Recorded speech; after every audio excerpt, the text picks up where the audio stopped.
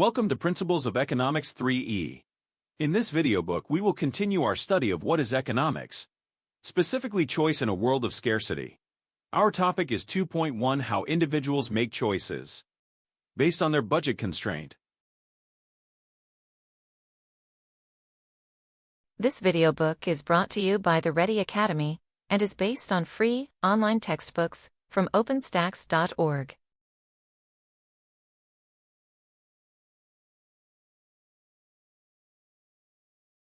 Learning objectives. By the end of this section, you will be able to calculate and graph budget constraints, explain opportunity sets and opportunity costs, evaluate the law of diminishing marginal utility, and explain how marginal analysis and utility influence choices. Consider the typical consumer's budget problem. Consumers have a limited amount of income to spend on the things they need and want. Suppose Alfonso has $10 in spending money each week that he can allocate between bus tickets for getting to work and the burgers that he eats for lunch. Burgers cost $2 each, and bus tickets are 50 cents each. We can see Alfonso's budget problem in Figure 2.2.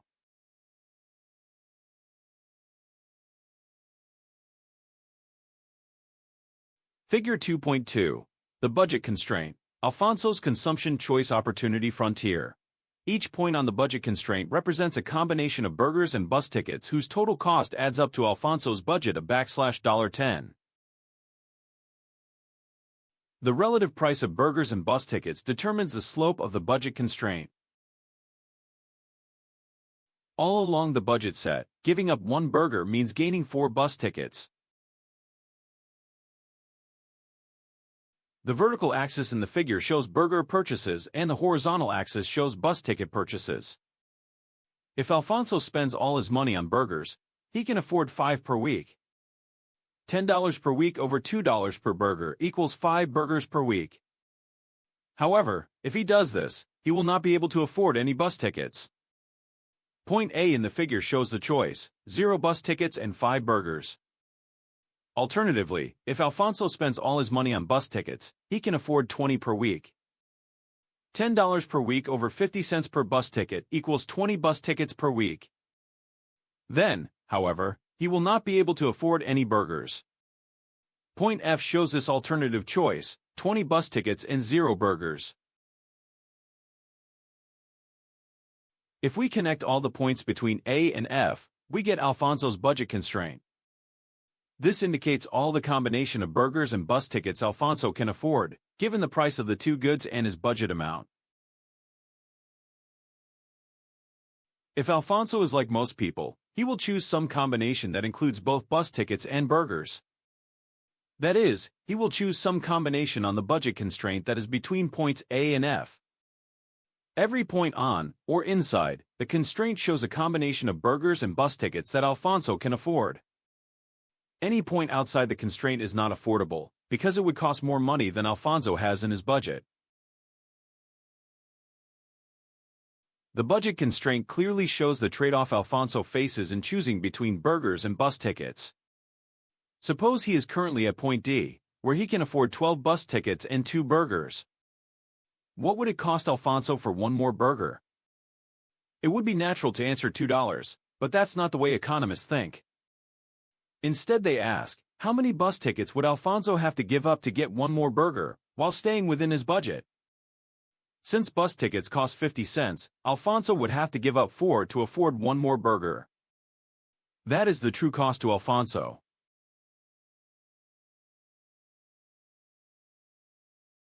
The concept of opportunity cost.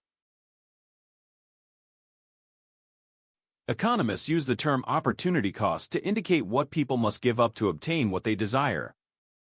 The idea behind opportunity cost is that the cost of one item is the lost opportunity to do or consume something else.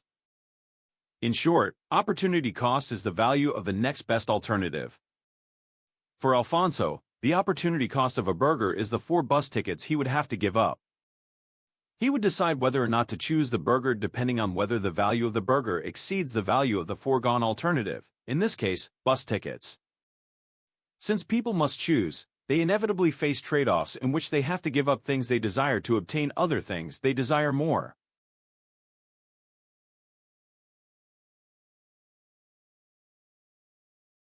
Link it up.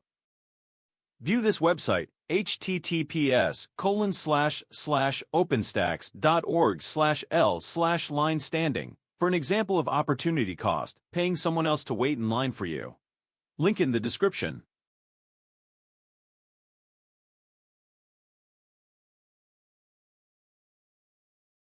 A fundamental principle of economics is that every choice has an opportunity cost. If you sleep through your economics class, the opportunity cost is the learning you miss from not attending class.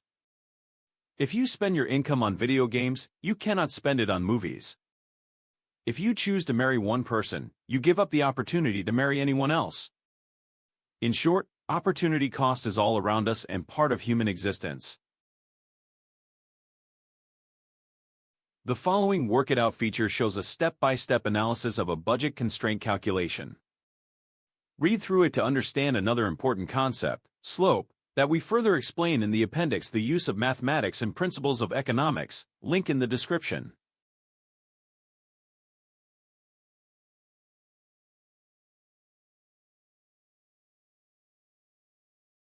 Work it out. Understanding budget constraints. Budget constraints are easy to understand if you apply a little math. The appendix, the use of mathematics and principles of economics, explains all the math you are likely to need in this book. Therefore, if math is not your strength, you might want to take a look at the appendix.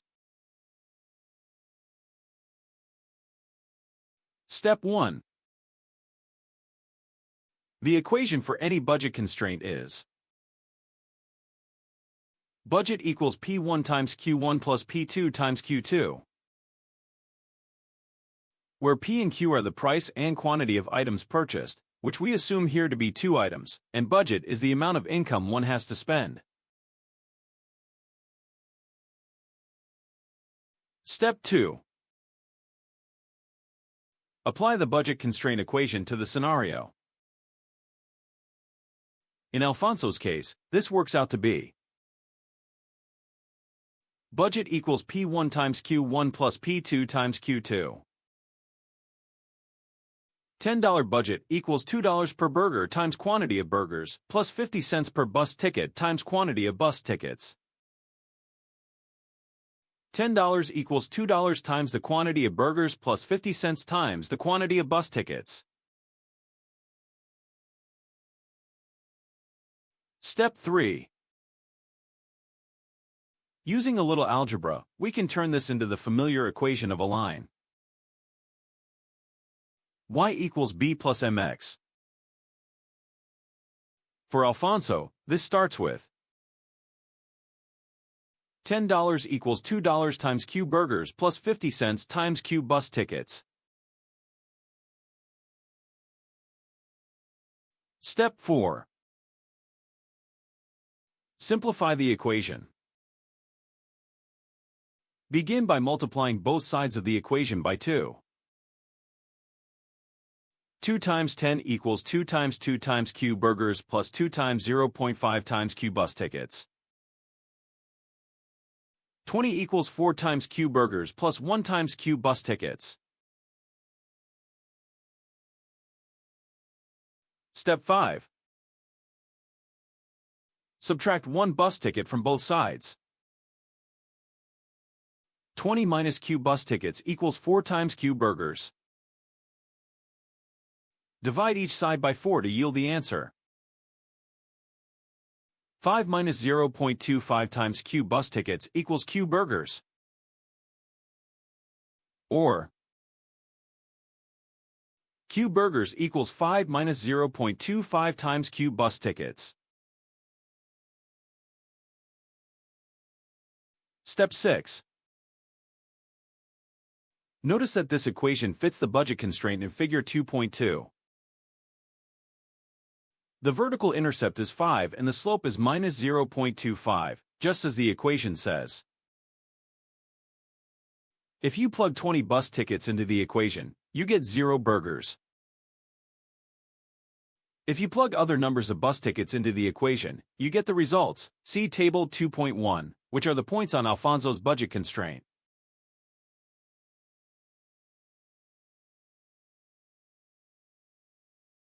Table 2.1.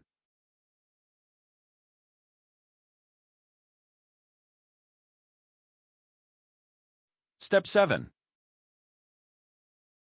Notice that the slope of a budget constraint always shows the opportunity cost of the good which is on the horizontal axis. For Alfonso, the slope is minus 0.25, indicating that for every bus ticket he buys, he must give up 1/4 burger. To phrase it differently, for every 4 tickets he buys, Alfonso must give up 1 burger. There are 2 important observations here. First, the algebraic sign of the slope is negative, which means that the only way to get more of one good is to give up some of the other. Second, we define the slope as the price of bus tickets, whatever is on the horizontal axis in the graph, divided by the price of burgers, whatever is on the vertical axis. In this case, 50 cents over $2 equals 0.25. If you want to determine the opportunity cost quickly, just divide the 2 prices.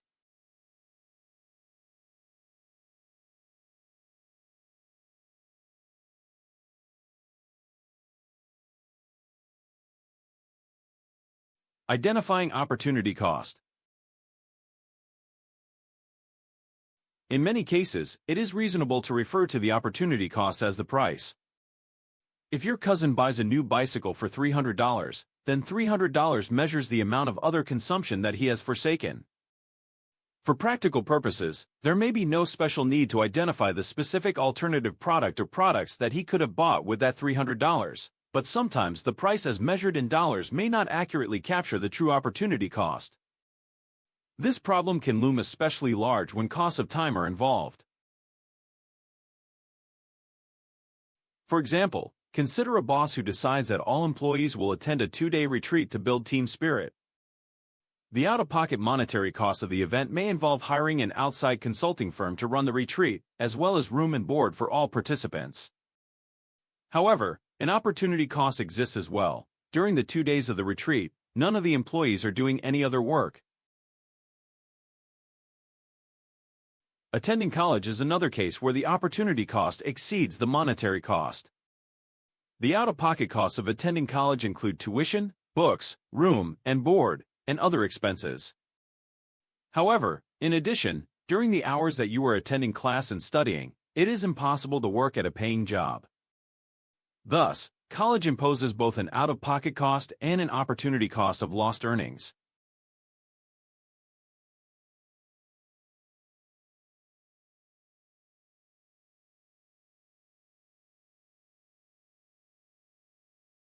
Clear it up.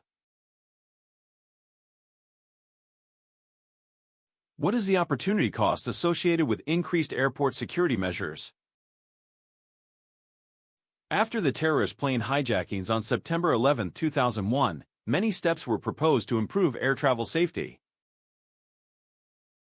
For example, the federal government could provide armed sky marshals who would travel inconspicuously with the rest of the passengers.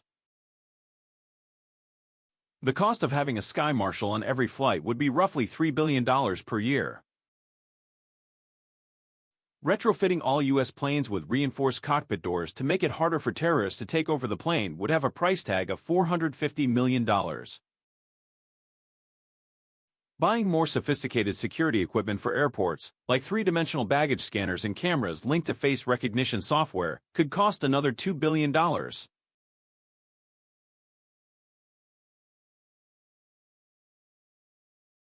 However, the single biggest cost of greater airline security does not involve spending money. It is the opportunity cost of additional waiting time at the airport.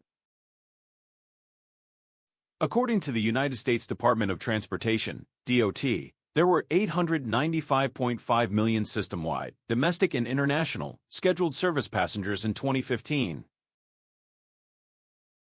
Since the 9/11 hijackings, security screening has become more intensive, and consequently, the procedure takes longer than in the past. Say that, on average, each air passenger spends an extra 30 minutes in the airport per trip. Economists commonly place a value on time to convert an opportunity cost in time into a monetary figure.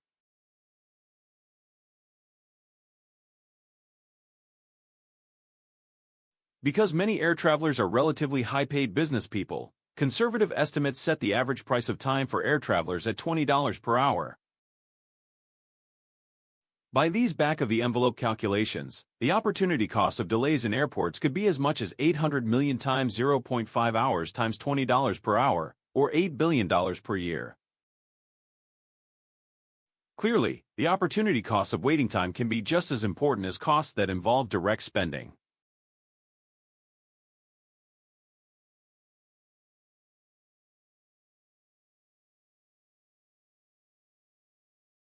In some cases, realizing the opportunity cost can alter behavior.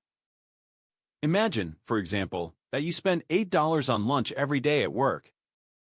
You may know perfectly well that bringing a lunch from home would cost only $3 a day, so the opportunity cost of buying lunch at the restaurant is $5 each day. That is, the $8 buying lunch costs minus the $3 your lunch from home would cost. $5 each day does not seem to be that much. However, if you project what that adds up to in a year, 250 days a year times $5 per day equals $1,250, the cost, perhaps, of a decent vacation. If you describe the opportunity cost as a nice vacation instead of $5 a day, you might make different choices.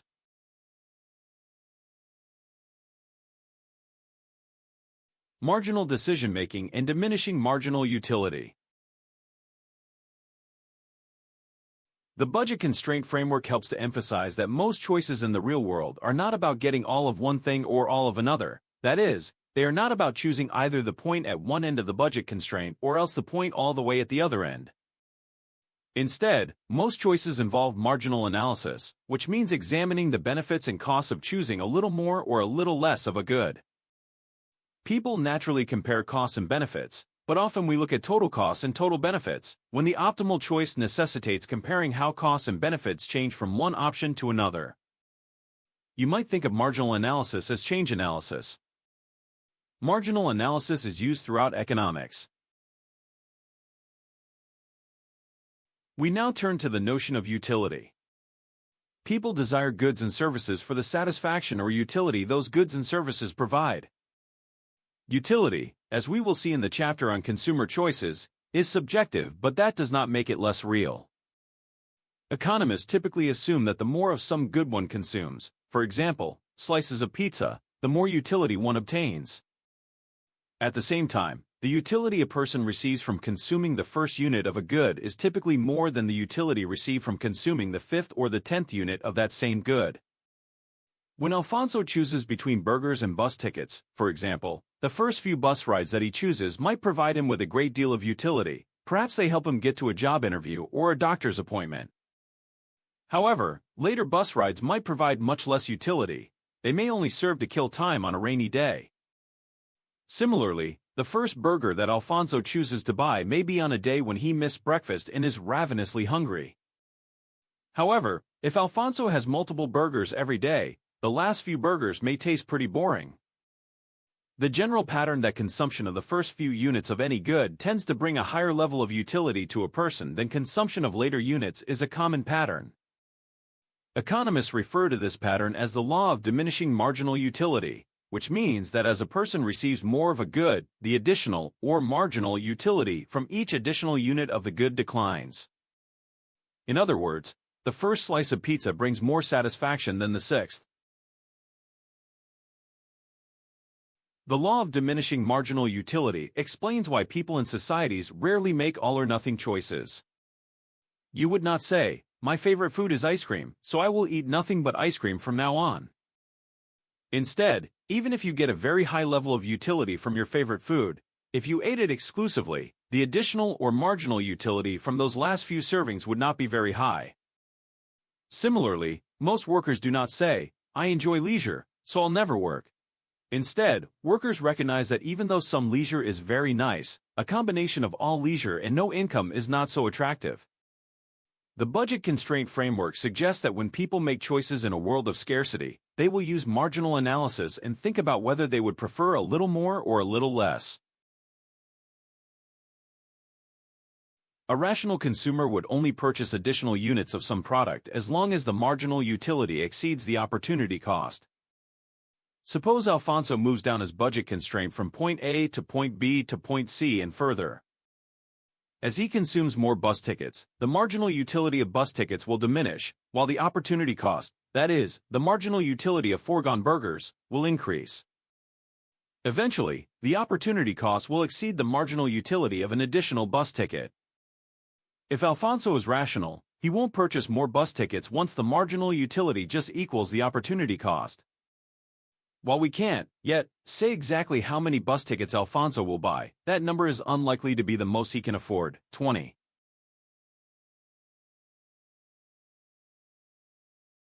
Sunk costs.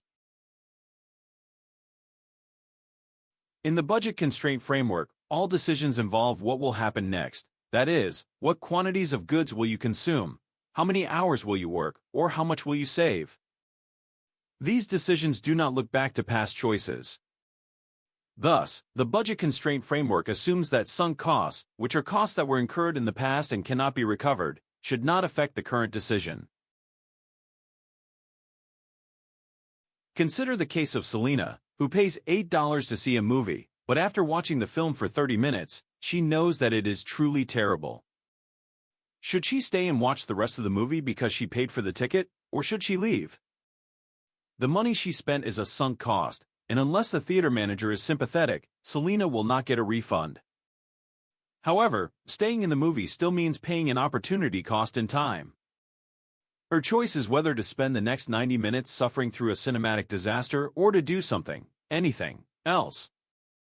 The lesson of sunk costs is to forget about the money and time that is irretrievably gone, and instead to focus on the marginal costs and benefits of current and future options. For people and firms alike, dealing with sunk costs can be frustrating. It often means admitting an earlier error in judgment.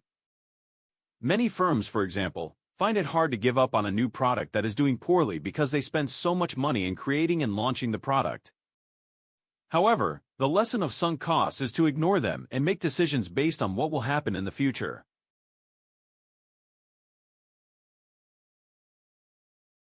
From a model with two goods to one of many goods.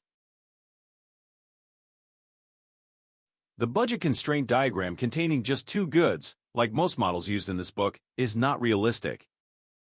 After all, in a modern economy, people choose from thousands of goods. However, thinking about a model with many goods is a straightforward extension of what we discussed here. Instead of drawing just one budget constraint, showing the trade-off between two goods, you can draw multiple budget constraints, showing the possible trade-offs between many different pairs of goods. In more advanced classes in economics, you would use mathematical equations that include many possible goods and services that can be purchased, together with their quantities and prices, and show how the total spending on all goods and services is limited to the overall budget available. The graph with two goods that we presented here clearly illustrates that every choice has an opportunity cost, which is the point that does carry over to the real world.